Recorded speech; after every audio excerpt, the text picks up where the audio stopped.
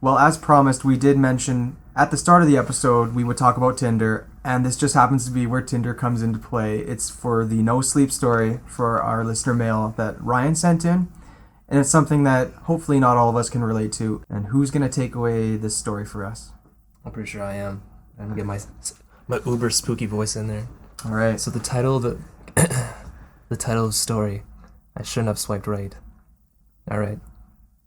So yesterday I matched with a girl on Tinder, Candace. Her photo was really cute from her profile description. I thought we had a lot in common. We sent a few messages back and forth and eventually made plans to meet up that night at a local bar. The place Candace wanted to meet was just a couple of blocks away from the apartment. Double Vision Lounge. It was actually a great spot for a first date. Low lighting, never very crowded, etc., etc. So I got there and ordered a double shot of Jack Daniels just to loosen up the gears a bit while I waited for her. About a half hour later, she showed up. "Oh my gosh, hi. You look just like your photo," she told me in somewhat a raspy voice. That wasn't very raspy, but anyways.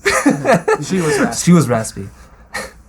Alternatively, even in the low lighting, I could tell that Candace didn't look much like the cute photo I'd swiped right on at all. She was much larger than I had expected her to be. Not like that she was overweight or anything, but just that she had a stockier build, was taller than I was expecting. We ordered a couple more drinks and found a seat at a table near the back of the lounge. Despite her appearance wasn't exactly what I was expecting, we had a great conversation. She told me about how she worked at a city library, how she had to spend a couple years in Italy. As the drinks and conversations continued, I found myself more and more intrigued by her. She had sparkling green eyes and a sublime warmness to her. Around closing time, she clasped my hands in her hands. Her soft palms closed around my fingers like a child's blanket. "We should get out of here, don't you think?" She winked. I nodded enthusiasm. My place is actually really close to here. Oh. Yeah. Awesome.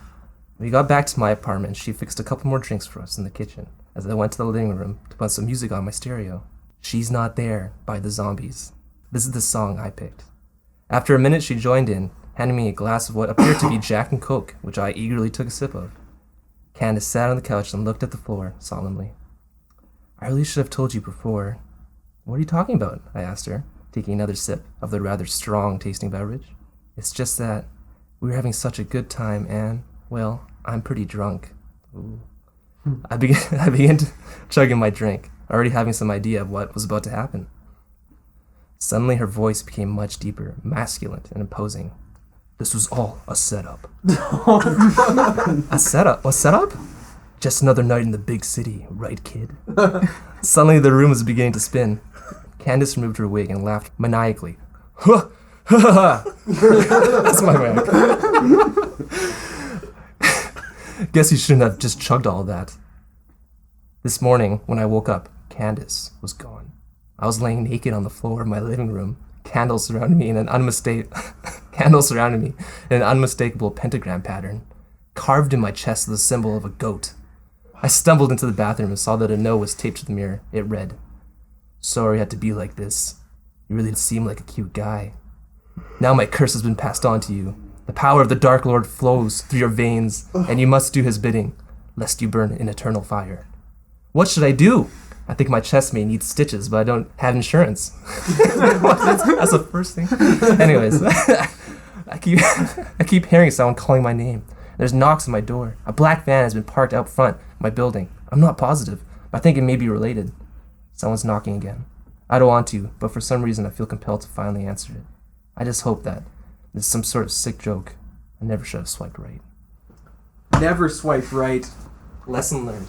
This is a normal Tinder experience. I feel like that's not the worst Tinder experience of all time, though. It probably isn't. But don't you hate it when that happens? Yeah. Yeah, she shows up. Wake up. Oh yeah. You wake up with a goat on your chest. With the pentagram around you. Oh, not again.